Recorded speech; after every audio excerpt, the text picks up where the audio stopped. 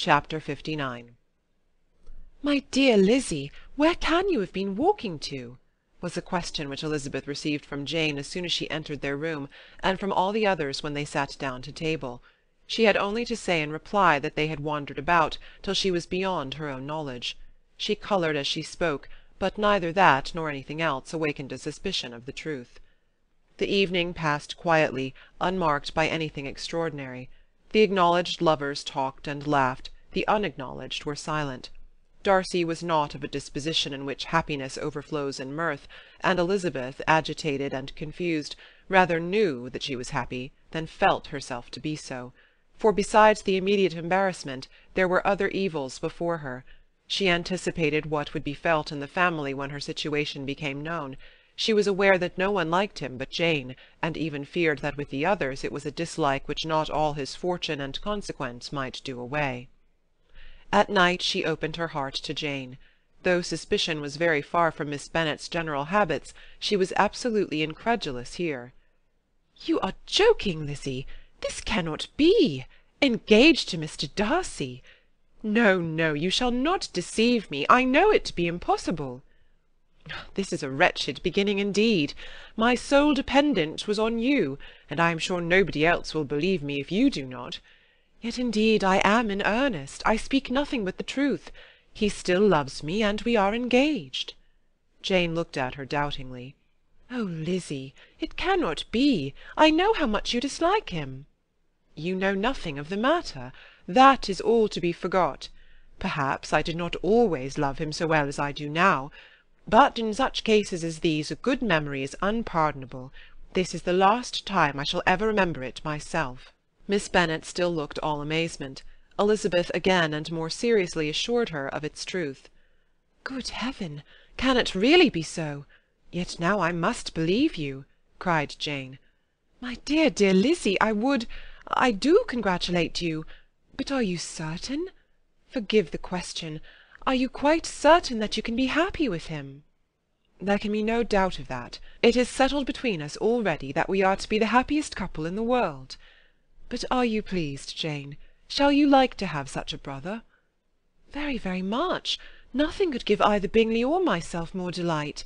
But we considered it, we talked of it as impossible. And do you really love him quite well enough? Oh, Lizzie, do anything rather than marry without affection. Are you quite sure that you feel what you ought to do?" "Oh, yes. You will only think I feel more than I ought to do when I tell you all." "What do you mean?" "Why, I must confess that I love him better than I do Bingley. I am afraid you will be angry." "My dearest sister, now be serious. I want to talk very seriously. Let me know everything that I am to know without delay. Will you tell me how long you have loved him?" "It has been coming on so gradually that I hardly know when it began. But I believe I must date it from my first seeing his beautiful grounds at Pemberley." Another entreaty that she would be serious, however, produced the desired effect, and she soon satisfied Jane by her solemn assurances of attachment. When convinced on that article, Miss Bennet had nothing further to wish. "Now I am quite happy," said she, "for you will be as happy as myself. I always had a value for him. Were it for nothing but his love of you, I must always have esteemed him. But now, as Bingley's friend and your husband, there can only be Bingley and yourself more dear to me. But, Lizzie, you have been very sly, very reserved with me.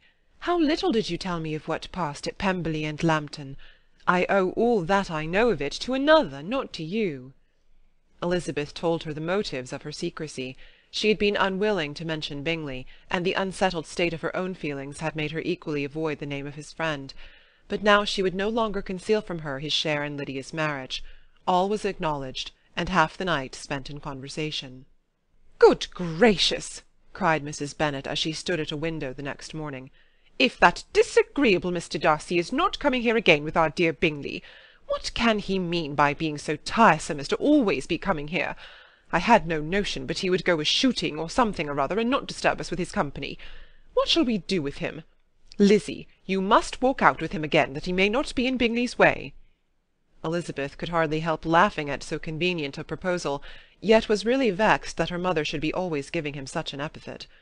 As soon as they entered, Bingley looked at her so expressively, and shook hands with such warmth, as left no doubt of his good information, and he soon afterwards said aloud, "Mrs. Bennet, have you no more lanes hereabouts in which Lizzie may lose her way again to-day?" "I advise Mr. Darcy, and Lizzie, and Kitty," said Mrs. Bennet, "to walk to Oakham Mount this morning. It is a nice long walk, and Mr. Darcy has never seen the view." "It may do very well for the others," replied Mr. Bingley, "but I am sure it will be too much for Kitty. Won't it, Kitty?" Kitty owned that she had rather stay at home. Darcy professed a great curiosity to see the view from the Mount, and Elizabeth silently consented. As she went upstairs to get ready, Mrs. Bennet followed her, saying, "I am quite sorry, Lizzie, that you should be forced to have that disagreeable man all to yourself. But I hope you will not mind it. It is all for Jane's sake, you know, and there is no occasion for talking to him, except just now and then, so do not put yourself to inconvenience." During their walk it was resolved that Mr. Bennet's consent should be asked in the course of the evening. Elizabeth reserved to herself the application for her mother's. She could not determine how her mother would take it, sometimes doubting whether all his wealth and grandeur would be enough to overcome her abhorrence of the man. But whether she were violently set against the match, or violently delighted with it, it was certain that her manner would be equally ill adapted to do credit to her sense, and she could no more bear that Mr. Darcy should hear the first raptures of her joy than the first vehemence of her disapprobation. In the evening, soon after Mr. Bennet withdrew to the library, she saw Mr. Darcy rise also and follow him, and her agitation on seeing it was extreme. She did not fear her father's opposition, but he was going to be made unhappy, and that it should be through her means, that she, his favourite child, should be distressing him by her choice, should be filling him with fears and regrets in disposing of her, was a wretched reflection, and she sat in misery till Mr. Darcy appeared again, when, looking at him, she was a little relieved by his smile.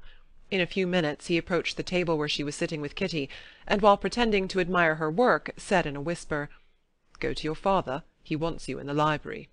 She was gone directly. Her father was walking about the room, looking grave and anxious. "Lizzie," said he, "what are you doing? Are you out of your senses to be accepting this man? Have you not always hated him?" How earnestly did she then wish that her former opinions had been more reasonable, her expressions more moderate. It would have spared her from explanations and professions which it was exceedingly awkward to give, but they were now necessary, and she assured him, with some confusion, of her attachment to Mr. Darcy. "Or, in other words, you are determined to have him. He is rich, to be sure, and you may have more fine clothes and fine carriages than Jane, but will they make you happy?" "Have you any other objection," said Elizabeth, "than your belief of my indifference?" "None at all. We all know him to be a proud, unpleasant sort of man, but this would be nothing if you really liked him." I do like him," she replied with tears in her eyes. "I love him. Indeed, he has no improper pride. He is perfectly amiable. You do not know what he really is. Then pray do not pain me by speaking of him in such terms." "Lizzie," said her father, "I have given him my consent. He is the kind of man, indeed, to whom I should never dare refuse anything which he condescended to ask. I now give it to you, if you are resolved on having him. But let me advise you to think better of it. I know your disposition, Lizzie. I know that you could be neither happy nor respectable unless you truly esteemed your husband, unless you looked up to him as a superior. Your lively talents would place you in the greatest danger in an unequal marriage. You could scarcely escape discredit and misery. My child, let me not have the grief of seeing you unable to respect your partner in life. You know not what you are about." Elizabeth, still more affected, was earnest and solemn in her reply, and at length, by repeated assurances that Mr. Darcy was really the object of her choice, by explaining the gradual change which her estimation of him had undergone, relating her absolute certainty that his affection was not the work of a day, but had stood the test of many months' suspense, and enumerating with energy all his good qualities, she did conquer her father's incredulity, and reconcile him to the match. "Well, my dear," said he, when she ceased speaking, "I have no more to say. If this be the case, he deserves you. I could not have parted with you, my Lizzie, to any one less worthy." To complete the favourable impression, she then told him what Mr. Darcy had voluntarily done for Lydia. He heard her with astonishment. "This is an evening of wonders indeed! And so Darcy did everything, made up the match, gave the money, paid the fellow's debts, and got him his commission. So much the better. It will save me a world of trouble and economy. Had it been your uncle's doing, I must and would have paid him. But these violent young lovers carry everything their own way.